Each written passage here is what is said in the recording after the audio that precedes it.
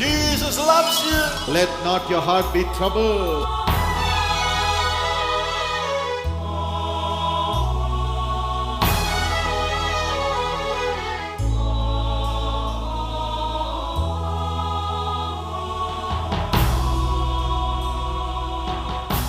Welcome to the Jesus Calls Gujarat Prayer Festival. Jesus calls and God bless you.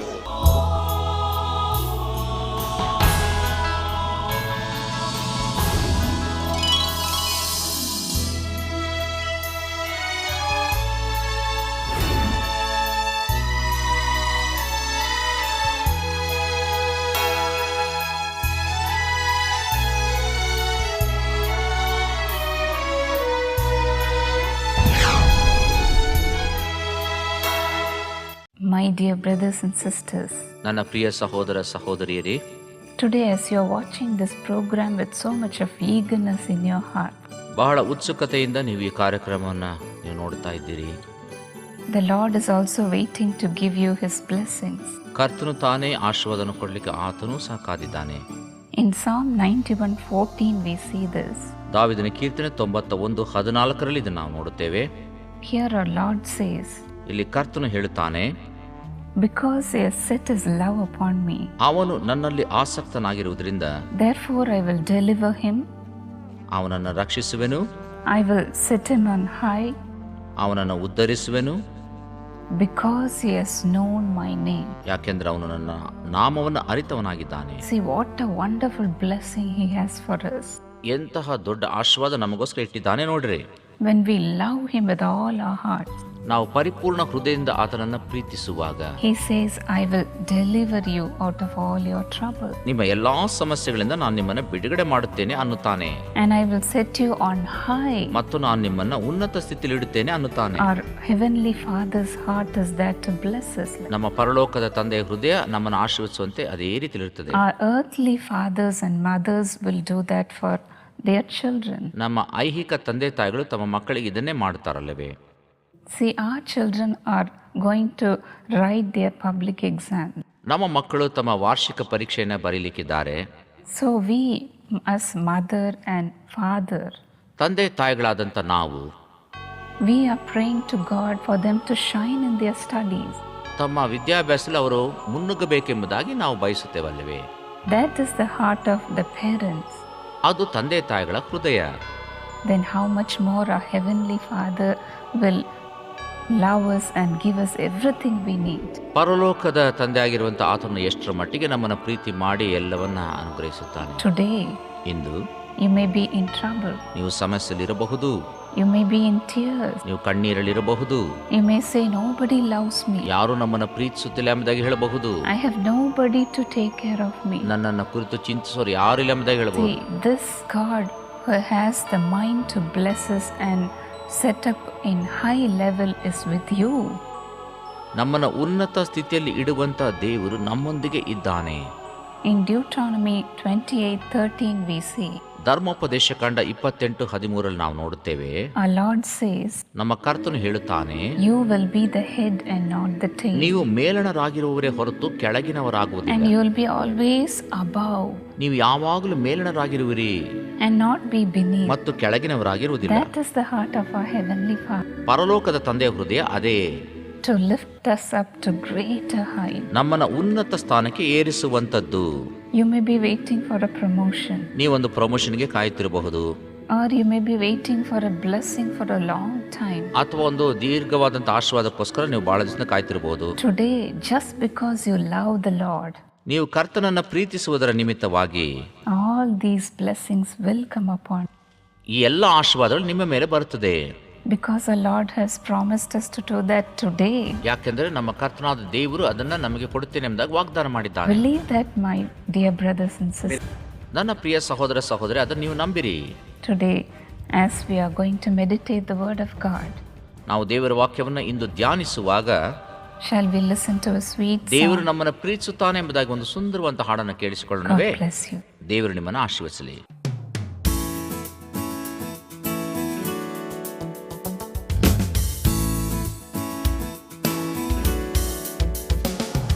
Seek ye first the kingdom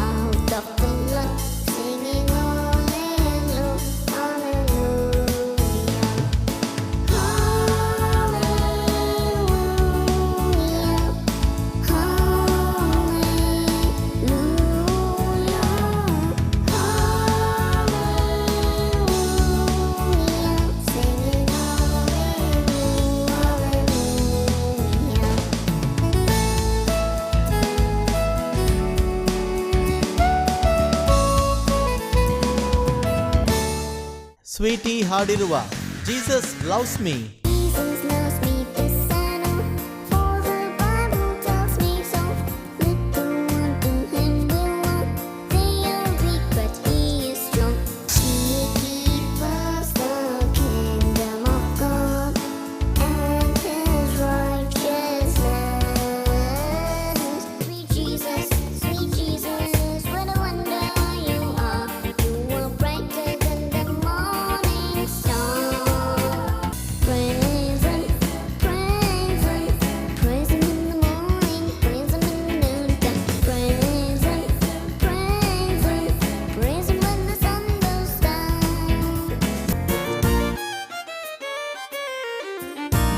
Yes, Jesus loves me. Yes, Jesus loves me. Yes, Jesus loves me. The Bible tells me so.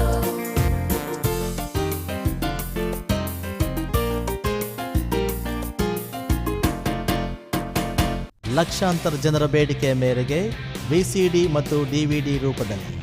ವಿಸಿಡಿ ಕೇವಲ 70 ರೂಪಾಯಿಗಳು ಮಾತ್ರ, DVD ಕೇವಲ 80 ರೂಪಾಯಿಗಳು ಮಾತ್ರ. ಸ್ವೀಟಿಯ Jesus loves me ವಿಸಿಡಿ ಮತ್ತು DVD ನಿಮ್ಮ ಹತ್ತಿರದಲ್ಲಿರುವ ಏಸು ಕರೆಯುತ್ತಾನೆ ಕಚೇರಿಯಲ್ಲಿ ಮತ್ತು ಎಲ್ಲ ಕ್ರೈಸ್ತ ಪುಸ್ತಕಾಲಯಗಳಲ್ಲಿ ದೊರೆಯುತ್ತದೆ. ನಮ್ಮ ವೆಬ್ಸೈಟ್ ಮೂಲಕ ಸಹ ನೀವು ಪಡೆದುಕೊಳ್ಳಬಹುದು. ನಮ್ಮ ವೆಬ್ಸೈಟ್ ವಿಳಾಸ www.jesuscalls.org.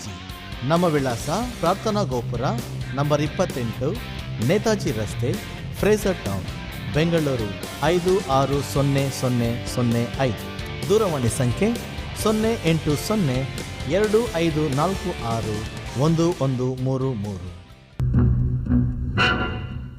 ಹೆಸರು ಅನಿಲ್ ಕುಮಾರ್ ಅಂತ. ನಂಗೆ ಫಸ್ಟ್ 1 ವರ್ಷದಿಂದ ನಂಗೆ ನಡೆಯಕತ್ತಿರ್ಲಿಲ್ಲ, ಕುತ್ಕೋದಕ್ಕಾಗ್ತಿರ್ಲಿಲ್ಲ.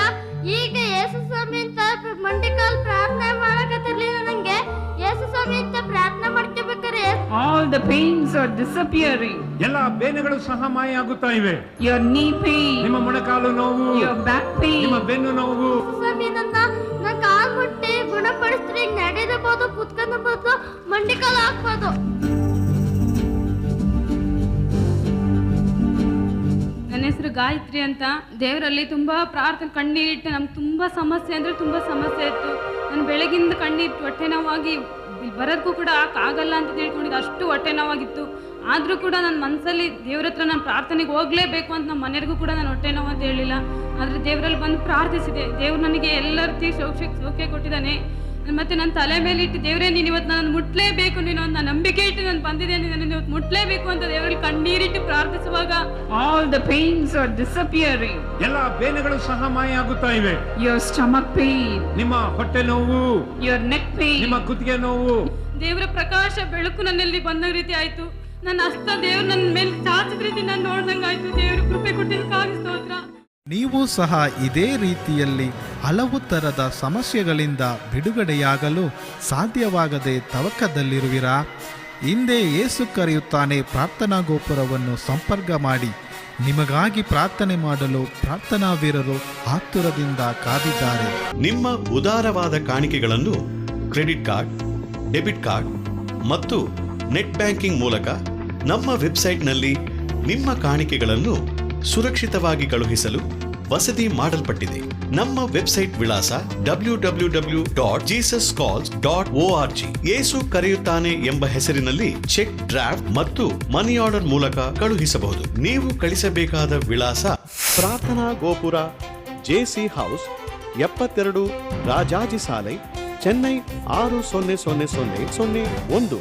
Today the salvation will come into your home. Today double blessing will come into your home.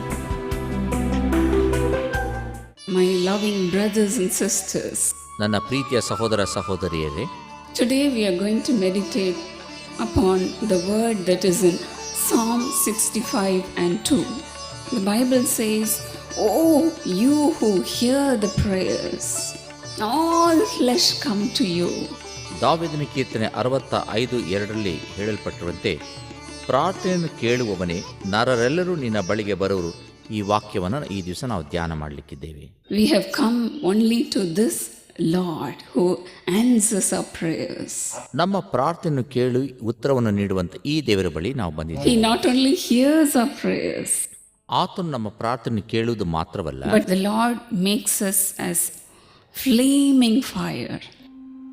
ಆತನು ನಮ್ಮನ್ನು ಉರಿಯುವಂಥ ಬೆಂಕಿಯಂತೆ ಮಾಡುತ್ತಾನೆ.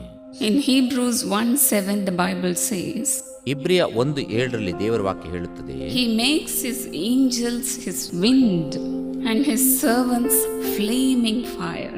ಆತನು ತನ್ನ ದೂತರನ್ನ ಗಾಡಿಗಳನ್ನಾಗಿಯೂ ತನ್ನ ಸೇವಕರನ್ನ ಅಗ್ನಿ ಜ್ವಾಲೆಗಳನ್ನಾಗಿಯೂ ಮಾಡುತ್ತಾನೆ. Hallelujah. How many of you want such power? ಅಂತಹ ಒಂದು ಶಕ್ತಿ ಎಷ್ಟು ಜನರಿಗೆ ಬೇಕು? Hallelujah. Hallelujah. The Lord will make you a flaming fire. ಆತನು ನಿಮ್ಮನ್ನ ಅಗ್ನಿ ಜ್ವಾಲೆಯನ್ನಾಗಿ ಮಾಡುತ್ತಾನೆ. Once a young prince was pestering a great king by coming against his troops. ಒಮ್ಮೆ ಒಬ್ಬ ಯವನಸ್ಥ ರಾಜಕುಮಾರ ಮತ್ತೊಬ್ಬ ಬಲಿಷ್ಠ ರಾಜನ ಮೇಲೆ ತನ್ನ ಯುದ್ಧ ಸೈನ್ಯವನ್ನು ಹೊತ್ತುಕೊಂಡು ಬಂದನು. It bothered the great king. ಇದು ದೊಡ್ಡ ಅರಸನಿಗೆ ಒಂದು ದೊಡ್ಡ ಹಿಂಸೆ ಆಯಿತು. This prince was disturbing him all the time. ಈ ಒಂದು ಯವನಸ್ಥ ರಾಜ ಈ ರಾಜನನ್ನು ಯಾವಾಗಲೂ ಹಿಂಸಿಸುತ್ತಿದ್ದ. He asked his commanding chief to bring this prince to him. ಈ ಸೇನಾಧಿಪತಿಗೆ ಹೇಳಿದ ಆ ಒಂದು ರಾಜಕುಮಾರನನ್ನು ಕರೆದುಕೊಂಡು ಬಾ ಎಂಬುದಾಗಿ. When the prince was brought before the king, ಆ ರಾಜಕುಮಾರ ಅರಸನ ಮುಂದೆ ಬಂದಾಗ the king said, I have had enough. ಅರಸನು ಹೇಳಿದ, ನಿನ್ನಿಂದ ಅನೇಕ ಬಾಧೆ ಅನುಭವಿಸಿದ್ದೇನೆ. I will have your head cut off. ನಿನ್ನ ತಲೆಯನ್ನು ಈಗ ನಾನು ತೆಗೆಸಲಿಕ್ಕಿದ್ದೇನೆ. And the headsman was ready to swing his axe. ಆತನ ತಲೆಯನ್ನು ತೆಗೆಯಲಿಕ್ಕೆ ಆ ವ್ಯಕ್ತಿ ಸಿದ್ಧನಾಗಿದ್ದ. But then the king said at that time, ಆಗ ಅರಸನು ಹೇಳಿದ, Prince, I'll give you one more chance to save your life. ರಾಜಕುಮಾರನೇ, ನಿನ್ನ ಜೀವಿತವನ್ನು ಉಳಿಸಿಕೊಳ್ಳಿಕ್ಕೆ ಮತ್ತೊಂದು ಅವಕಾಶ ಕೊಡುತ್ತೇನೆ. If you could bring a full container of wine without spilling a drop of it on the ground, I will save your life. ಒಂದು ದೊಡ್ಡ ಪಾತ್ರೆ ತುಂಬ ದ್ರಾಕ್ಷಾರಸವನ್ನು ಕೆಳಗೆ ಒಂದು ತೊಟ್ಟು ಚೆಲ್ಲದಂತೆ ನೀನು ಕೊಂಡು ತರುವುದಾದರೆ ನಾನು ನಿನ್ನ ಜೀವವನ್ನು ಉಳಿಸುತ್ತೇನೆ ಅಂದನು. You have to bring the container from the outskirts to the center of the city. ನೀನು ಆ ಪಾತ್ರೆಯನ್ನು ಹೊರವಲಯದಿಂದ ಪಟ್ಟಣದ ಒಳಭಾಗಕ್ಕೆ ಕೇಂದ್ರ ಭಾಗಕ್ಕೆ ತರಬೇಕೆಂಬುದಾಗಿ ಹೇಳಿದನು. The street the prince had to walk was full of people, lined up with people. ರಾಜಕುಮಾರನು ಬರುವಾಗ ಸುತ್ತಮುತ್ತಲೂ ಸಹ ಜನರಿಂದ ತುಂಬಿದ್ದರು. One side people cheered the prince saying, You can do it, you can do it. ಒಂದು ಕಡೆ ರಸ್ತೆ ಬದಿಯಲ್ಲಿದ್ದಂಥ ಜನರು ನೀವು ಮಾಡಲಿಕ್ಕೆ ಸಾಧ್ಯ ಎಂಬುದಾಗಿ ಹೇಳುತ್ತಿದ್ದರು. The other side people yelled at him saying, Spill it, spill it. ಮತ್ತೊಂದು ಕಡೆ ಜನ ಹೇಳುತ್ತಿದ್ರು, ಅದನ್ನು ಕೆಳಗೆ ಚೆಲ್ಲುತ್ತಿ ಎಂಬುದಾಗಿ ಹೇಳುತ್ತಿದ್ರು. Finally the prince somehow made it and brought the full container of wine to the center of the city. ಕಡೆಯದಾಗಿ ಈ ರಾಜಕುಮಾರ ಆ ದ್ರಾಕ್ಷಾರಸದ ಪಾತ್ರೆನ ಒಂದು ತೊಟ್ಟು ಕೆಳಗೆ ಚೆಲ್ಲಿದಂತೆ ಪಟ್ಟಣದ ಮಧ್ಯಭಾಗಕ್ಕೆ ತಂದ. So the king asked him, ಅರಸನು ಕೇಳಿದ, How did you made it? ಇದನ್ನು ಹೇಗೆ ಮಾಡಲಿಕ್ಕೆ ಸಾಧ್ಯವಾಯಿತು? When the people yelled at you, ಜನರು ನಿನ್ನನ್ನು ದೂಷಿಸಿದಾಗ how did you manage to do so? ಅದನ್ನು ಹೇಗೆ ಇಲ್ಲಿವರೆಗೂ ನಿನ್ನ ಕರೆತರಲಿಕ್ಕೆ ಸಾಧ್ಯವಾಯಿತು? But then the prince said, ಆಗ ರಾಜಕುಮಾರ ಹೇಳಿದ, I did not think about anything else. ನಾನು ಯಾವುದನ್ನು ಕುರಿತು ಚಿಂತಿಸಲಿಲ್ಲ. My focus was only about the container of wine. ನನ್ನ ದೃಷ್ಟಿಕೋನ ಆ ದ್ರಾಕ್ಷಾರಸ ಇದ್ದಂಥ ದೊಡ್ಡ ಪಾತ್ರೆಯಾಗಿದ್ದಿತು. Dear friends, ಪ್ರಿಯ ಸ್ನೇಹಿತರೆ, Paul also says in Philippians 3:14 in the same way. Philippi 3:14 ಪೌಲನು ಸಹ ಇದನ್ನೇ ಹೇಳುತ್ತಾನೆ. I press on to win the prize heavenward, for which God has called me heavenward. ಎದೆ ಬಗ್ಗಿಯದವನಾಗಿ ದೇವರು ಕ್ರಿಸ್ತನ ಮೂಲಕವಾಗಿ ನಮ್ಮನ್ನ ಮೇಲಕ್ಕೆ ಕರೆದು ನಮ್ಮ ಮುಂದೆ ಇಟ್ಟಿರುವ ಬಿರುದನ್ನು ಗುರಿ ಮಾಡಿಕೊಂಡು ಓಡುತ್ತಾ ಇದ್ದೇನೆ. I press on forward to win the prize. ನಾನು ಬಿರುದನ್ನು ಗುರಿ ಮಾಡಿಕೊಂಡು ಓಡುತ್ತಾ ಇದ್ದೇನೆ. Let us have a focus in life, dear friends. ನಮ್ಮ ಜೀವಮಾನದಲ್ಲಿ ನಿರ್ದಿಷ್ಟವಾದ ಗುರಿಯನ್ನು ನಾವು ಇಟ್ಟುಕೊಳ್ಳೋಣ ಪ್ರಿಯ ಸ್ನೇಹಿತರೆ. I heard a preacher saying like this. ಒಬ್ಬ ಪ್ರಸಂಗಿ ಈ ರೀತಿ ಹೇಳುವುದನ್ನು ನಾನು ಕೇಳಿಸಿಕೊಂಡಿದ್ದೇನೆ. He said, how can we keep the fire burning all the time? ಯಾವಾಗಲೂ ಸಹ ಈ ಜ್ವಾಲೆ ಉರಿತಾ ಇರುವಂತೆ ಇಟ್ಟುಕೊಳ್ಳುವುದು ಹೇಗೆ ಎಂಬುದಾಗಿ.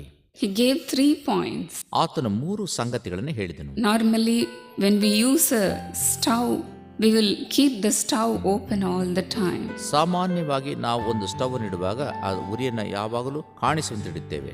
In the same way, we have to keep on testifying and witnessing. ಅದೇ ರೀತಿಯಲ್ಲಿ ನಾವು ಯಾವಾಗಲೂ ಸಹ ಸಾಕ್ಷಿ ಕೊಡುತ್ತಾ ಅದರಂತೆ ನಡೆಯಬೇಕಾಗಿರುತ್ತದೆ. That will keep the fire burning all the time. ಅದು ಅಗ್ನಿ ಜ್ವಾಲೆಯಾಗಿ ಯಾವಾಗಲೂ ಉರಿಯುವಂತೆ ಮಾಡುತ್ತದೆ. And second point is, ಎರಡನೇದಾಗಿ, when we use a stove, we will keep the ashes out all the time. ನಾವು ಸ್ಟವ್ ಅನ್ನ ಬಹಿರಂಗವಾಗಿ ಇಡುವಾಗ ಅದರಲ್ಲಿರುವಂತಹ ಸುತ್ತಮುತ್ತಲು ಧೂಳನ್ನು ತೆಗೆದು ಹಾಕುತ್ತೇವೆ.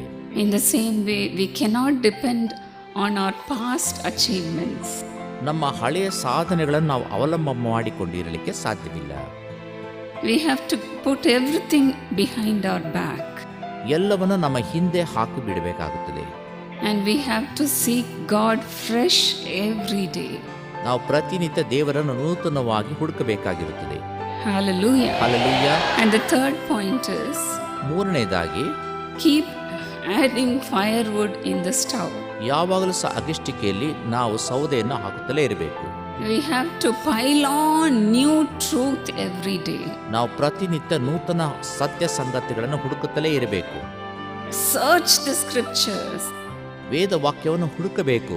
And we have to feed our souls every day. ನಮ್ಮ ಆತ್ಮಗಳನ್ನು ಪ್ರತಿನಿತ್ಯ ಈ ವಾಕ್ಯದಿಂದ ತುಂಬಿಸಬೇಕು. Only then we can keep the fire burning. ಆಗಲೇ ಅಗ್ನಿ ಜ್ವಾಲೆಯಾಗಿ ಉರಿಲಿಕ್ಕೆ ಸಾಧ್ಯ. In Hebrews 12:1, Paul says, ಇಬ್ರಿಯ 12:1 ಪೌಲನು ಹೇಳುತ್ತಾನೆ, let us lay aside every weight and the sin which so easily ensnares us. Let us run the race with perseverance, looking into Jesus, who is the author and finisher of our faith.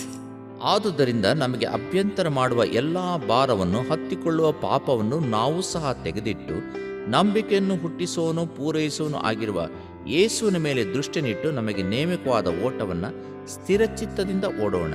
Even today the fire of God will come upon you. ಇಂದು ಸಹ ದೇವರ ಬೆಂಕಿ ನಮ್ಮ ಮಧ್ಯದಲ್ಲಿ ಇಳಿದು ಬರುತ್ತದೆ. The Lord makes his servants flames of fire. ಕರ್ತನು ತನ್ನ ಸೇವಕರನ್ನ ಅಗ್ನಿ ಜ್ವಾಲೆಗಳನ್ನಾಗಿ ಪರಿವರ್ತನೆ ಮಾಡುತ್ತಾನೆ. Let us keep focusing all the time. ನಮ್ಮ ದೃಷ್ಟಿಯನ್ನು ನೇರವಾಗಿ ಇಟ್ಟುಕೊಳ್ಳೋಣ. Let us put our eyes upon Jesus. ನಮ್ಮ ಕಣ್ಣುಗಳನ್ನು ಯೇಸುವಿನ ಮೇಲೆ ದೃಷ್ಟೀಕರಿಸೋಣ. He is the author of our faith. ಆತನೇ ನಮ್ಮ ನಂಬಿಕೆಯನ್ನು ಹುಟ್ಟಿಸುವನು. He is a finisher of our faith. ಆತನೇ ನಮ್ಮ ನಂಬಿಕೆಯನ್ನು ಪೂರೈಸುವವನು. Today, how many of you want this Jesus? ನಿಮ್ಮಲ್ಲಿ ಎಷ್ಟು ಜನರಿಗೆ ಈ ಯೇಸು ಬೇಕಾಗಿದೆ? Hallelujah. Hallelujah. Thank you, Jesus. ವಂದನೆ ಯೇಸುವೇ. Shall we all look up to God? ನಾವೆಲ್ಲರೂ ದೇವರನ್ನು ದೃಷ್ಟಿಸಿ ನೋಡೋಣವೇ? The Lord is going to do wonders. ಕರ್ತನು ಅದ್ಭುತಗಳನ್ನು ಮಾಡಲಿಕ್ಕಿದ್ದಾನೆ. Wonders in your ನಿಮ್ಮ life. ಜೀವಮಾನದಲ್ಲಿ ಅದ್ಭುತಗಳನ್ನು ಮಾಡಲಿಕ್ಕಿದ್ದಾನೆ. You may have come here as an ordinary person. ನೀವು ಸಾಮಾನ್ಯ ವ್ಯಕ್ತಿಯಾಗಿ ಇಲ್ಲಿ ಬಂದಿರಬಹುದು. You may say, Lord, remember me, Lord. I am a poor and needy person. ಕರ್ತನೇ, ನಾನು ಕುಗ್ಗಿದವನು ದಿಕ್ಕಿಲ್ಲದವನು ಆಗಿದ್ದೇನೆ, ನನ್ನನ್ನು ನೆನಪು ಮಾಡಿಕೊ ಎಂಬುದಾಗಿ ನೀವು ಹೇಳಬಹುದು. Lord, whom I am that you are thinking about me, Lord. ಕರ್ತನೇ, ನನ್ನನ್ನು ಕುರಿತು ನೀನು ಚಿಂತಿಸುವುದಕ್ಕೆ ನಾನು ಯಾರು? Who am I that you are thinking about me, Lord? ನನ್ನನ್ನು ಕುರಿತು ನೀನು ಆಲೋಚಿಸುವುದಕ್ಕೆ ನಾನು ಯಾರಪ್ಪ? Let us cry out like that. ಆ ರೀತಿ ನಾವು ಮೊರೆ ಇಡೋಣ. Father, remember us, Lord. ತಂದೆ, ನಮ್ಮನ್ನು ನೆನಪು ಮಾಡಿಕೋ. We are poor and needy people. ನಾವು ಕುಗ್ಗಿದವರು ದಿಕ್ಕಿಲ್ಲದವರು Come ಆಗಿದ್ದೇವೆ. on, cry out. ಬನ್ನಿ, ಮೊರೆ ಇಡಿರಿ. Lord, think about us today, Lord. ಕರ್ತನೇ, ನಮ್ಮನ್ನು ಇಂದು ನೀನು ನೆನಪು ಮಾಡಿಕೋ. Remember us and bless us today, Lord. ನಮ್ಮನ್ನ ನೆನಪು ಮಾಡಿಕೊಂಡು ಈ ದಿವಸ ಆಶೀರ್ವದಿಸು. Remember your children and bless them today, Lord. ನಿನ್ನ ಮಕ್ಕಳನ್ನ ನೆನಪು ಮಾಡಿಕೊಂಡು ಆಶೀರ್ವದಿಸು. Bless them, Lord. ಆಶೀರ್ವದಿಸು. Bless them, Lord. ಆಶೀರ್ವದಿಸು. Shall we all rise up to our feet and cry out to God? ನಾವೆಲ್ಲರೂ ಎದ್ದು ನಿಂತು ಕರ್ತನಲ್ಲಿ ಮೊರೆ ಇಡೋಣವೇ? Thank you, Lord. ವಂದನೆ ಕರ್ತನೆ. Thank you, Jesus. ವಂದನೆ ಯೇಸುವೇ. Touch their eyes, Lord. ಅವರ ಕಣ್ಣುಗಳನ್ನು ಮುಟ್ಟು Let them see normally. ಅವರು ಸ್ವಾಭಾವಿಕವಾಗಿ ಕಾಣಲಿ. Thank you, Lord. ವಂದನೆ ಕರ್ತನೆ. Father, help them to read your word through those eyes. ಅಪ್ಪ, ಆ ಕಣ್ಣುಗಳಿಂದ ನಿನ್ನ ವಾಕ್ಯವನ್ನು ಅವರು ಓದಲಿ. Let them have a clear vision. ಪರಿಪೂರ್ಣ ದೃಷ್ಟಿಯನ್ನು ಅನುಗ್ರಹಿಸು. In Jesus' name. ಯೇಸುವಿನ ನಾಮದಲ್ಲಿ. Thank you, Father. ವಂದನೆ ತಂದೆ. Thank you, Jesus. ವಂದನೆ ಯೇಸುವೆ. Give them the understanding to read your word. ನಿನ್ನ ವಾಕ್ಯವನ್ನು ಓದುವಾಗ ಅರ್ಥ ಮಾಡಿಕೊಳ್ಳಿಕ್ಕೆ ಸಹಾಯವನ್ನು ನೀಡು. Thank you, Lord. ವಂದನೆ ಕರ್ತನೆ. Thank you, Father. ವಂದನೆ ತಂದೆ. Father, let your fire come upon them. ಅಪ್ಪ, ನಿನ್ನ ಅಗ್ನಿ ಅವರ ಮೇಲೆ ಇಳಿದು ಬರಲಿ. Father, thank you, Lord. ತಂದೆ, ವಂದನೆ ಕರ್ತನೆ. Thank you, Jesus. ವಂದನೆ ಯೇಸುವೆ. Come on, don't leave God. ದೇವರನ್ನ ಬಿಡಬೇಡಿ, ಬನ್ನಿ. As Jacob cried out, ಯಾಕೋಬನು ಪ್ರಾರ್ಥಿಸಿದ ರೀತಿ, Lord, I will not leave you unless you bless me, Lord. ನೀನು ಆಶೀರ್ವದಿಸದ ಹೊರತು ನಾನು ನಿನ್ನನ್ನು ಬಿಡುವುದಿಲ್ಲ ಎಂಬುದಾಗಿ ಹೇಳಿದಂತೆ Cry out. ಮೊರೆ ಇಡಿರಿ. Bless me, Lord Jesus. ಕರ್ತನಾದ ಯೇಸುವೆ, ನನ್ನನ್ನು ಆಶೀರ್ವದಿಸು. Today. ಹಿಂದೆ Bless your children, Master. ನಿನ್ನ ಮಕ್ಕಳನ್ನು ಆಶೀರ್ವದಿಸು. Bless them, Lord Jesus. ನಿನ್ನ ಮಕ್ಕಳನ್ನು ಆಶೀರ್ವದಿಸು ಯೇಸುವೆ. Bless them, Lord, and prosper them, Master. ಅವರನ್ನು ಆಶೀರ್ವದಿಸಿ ಅಭಿವೃದ್ಧಿಗೊಳಿಸು. Prosper them, Lord Jesus. ಅಭಿವೃದ್ಧಿಗೊಳಿಸು ಕರ್ತನೆ. They should not lack in anything, Master. ಅವರು ಯಾವುದರಲ್ಲೂ ಕೊರತೆ ಕಾಣಬಾರದು. Let their businesses prosper. ಅವರ ವ್ಯಾಪಾರ ಅಭಿವೃದ್ಧಿಯನ್ನು ಕಾಣಲಿ. Let them prosper in their job. ಅವರ ಉದ್ಯೋಗದಲ್ಲಿ ಅಭಿವೃದ್ಧಿ ಕಾಣಲಿ. Let them prosper in whatever they do. ಅವರು ಏನೇ ಮಾಡಿದರೂ ಅಭಿವೃದ್ಧಿ ಕಾಣಲಿ. In their studies. ಅವರ ವಿದ್ಯಾಭ್ಯಾಸದಲ್ಲಿ Prosper them, Lord. ಅವರನ್ನು ಅಭಿವೃದ್ಧಿಗೊಳಿಸು. No more debts, Master. ಇನ್ನು ಮೇಲೆ ಸಾಲ ಬೇಡ ಕರ್ತನೆ. Release them right now. ಅವರನ್ನು ಈಗಲೇ ಬಿಡುಗಡೆ ಮಾಡು. Let money come to them from all sides, Lord. ಹಣವು ಎಲ್ಲಾ ಕಡೆಗಳಿಂದ ಅವರನ್ನು ಸಮೀಪಿಸಲಿ. Bless your children today, Lord. ನಿನ್ನ ಮಕ್ಕಳನ್ನು ಹಿಂದೆ ಆಶೀರ್ವದಿಸು. Father, and prosper them, Master. ಕರ್ತನೆ, ಅವರನ್ನು ಅಭಿವೃದ್ಧಿಗೊಳಿಸಿ ಆಶೀರ್ವದಿಸು. Honor them today, Lord. ಅವರನ್ನು ಘನಪಡಿಸು. Honor them, Master. ಘನಪಡಿಸು ಒಡೆಯನೇ. Let the crown of glory come upon them. ಮಹಿಮೆಯ ಕಿರೀಟ ಅವರ ಮೇಲೆ ಇಳಿದು ಬರಲಿ. Thank you, Jesus. ವಂದನೆ ಯೇಸುವೆ. Thank you, Jesus. ವಂದನೆ ಯೇಸುವೆ. Lord, bless them with a child. ಕರ್ತನೆ, ಮಕ್ಕಳಿಂದ ಅವರಿಗೆ ಕೃಪೆಯನ್ನು Those who ಅನುಗ್ರಹಿಸು. don't have children, Lord, bless them today, Lord. ಮಕ್ಕಳಿಲ್ಲದವರಿಗೆ ಆಶೀರ್ವಾದವನ್ನು ನೀಡು. Bless your people with a job, Master. ನಿನ್ನ ಮಕ್ಕಳಿಗೆ ಒಂದು ಉದ್ಯೋಗವನ್ನು ಕೊಡಿಸುವುದರ ಮುಖಾಂತರವಾಗಿ ಆಶೀರ್ವದಿಸು. Hallelujah. Hallelujah. Today is the day of blessing. ಹಿಂದೆ ಆಶೀರ್ವಾದದ ದಿನ. Thank you, Jesus. ವಂದನೆ ಯೇಸುವೆ. Thank you, Jesus. ವಂದನೆ ಯೇಸುವೆ. In Jesus' name. ಯೇಸುವಿನ ನಾಮದಲ್ಲಿ. Amen. ಆಮೆನ್. Hallelujah. ಹಾಲೆಲೂಯಾ.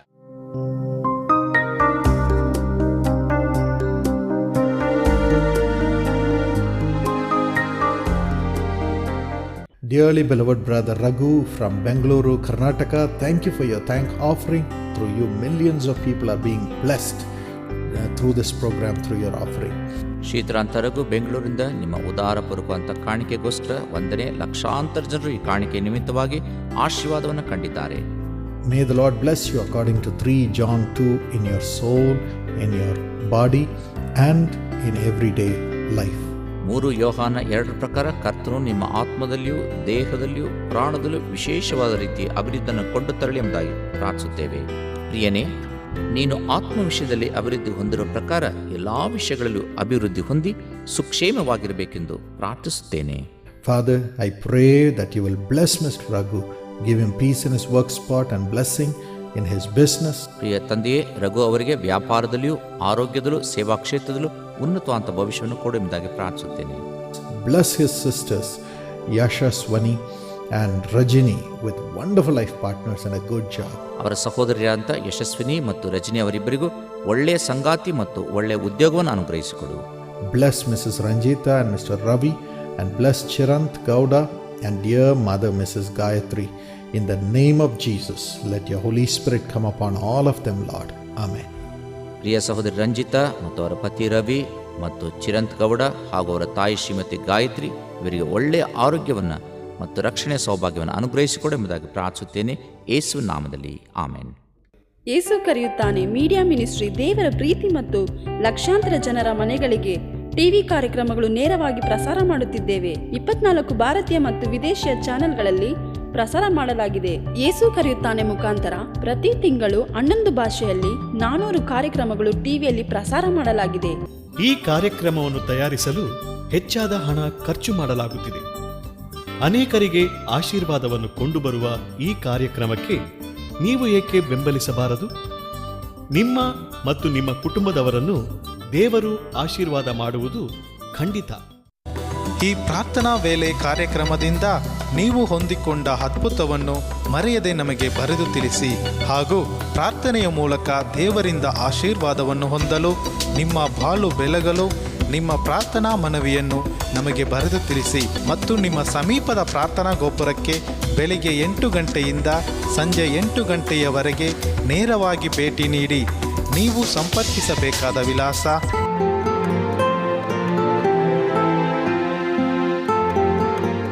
ಹಾಗೂ ದೂರವಾಣಿಯ ಮೂಲಕ ಸಂಪರ್ಕಿಸಲು ಮತ್ತು ಆಲೋಚನೆಯನ್ನು ಹೊಂದಲು ಈ ದೂರವಾಣಿ ಸಂಖ್ಯೆಯನ್ನು ಸಂಪರ್ಕಿಸಿ.